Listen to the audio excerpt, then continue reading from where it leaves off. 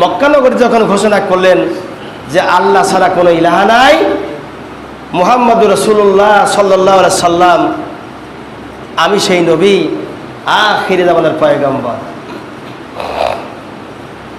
তখন তাকে মক্কা ছেড়ে মদিনায় হিজরত করতে বাধ্য হয়েছিল। কোনোই কিন্তু তার দোষ নাই। তিনি কারোর মাথার উপরেও বাড়ি দেয় নাই, কার ঘাড়ের উপরেও বাড়ি দেয় নাই, কারকে হত্যা করে নাই, কারো ঘরেও ঢুকি নাই, কারো জমি জোর করে দখল করি নাই, কারকে রাস্তা আটক করিয়ে কোনো কিছু তিনি গ্রহণও করেনি জোর করে।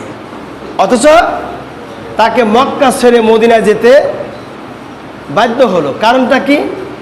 একটাই কারণ, যখন তিনি সত্য কথা ন্যায় কথা বললেন, সত্য কথা ন্যায় কথা যখন বললেন তখন তার দোষ হলো, তার আগে দোষ হলো না।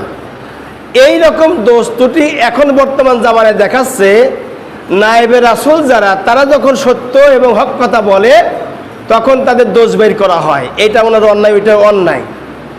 আমি বারবারই বলি, আজও বলছি, আমার কথা যতগুলো হয় রেকর্ড হচ্ছে, কথা রেকর্ড আছে, কথা এই কথাগুলো ইউটিউবের থেকে নিয়ে ভালো মুফতি আলেমের কাছে যায় জিজ্ঞাসা করেন কথা ঠিক বলছে না বেঠিক বলেছে।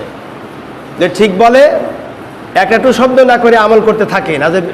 যদি আপনি দেখেন যে না বেঠিক বলেছে কোনো লোক, না ওনার কথা এটা ঠিক না ভুল, কোরআনে হাদিসে নাই, আমাকে জানান, বাহাস করতে রাজি আছি ইনশাল্লাহ, বাহাস করতে রাজি আছি ইনশাল্লাহ, কিন্তু খবরদার সমালোচনা করবেন না।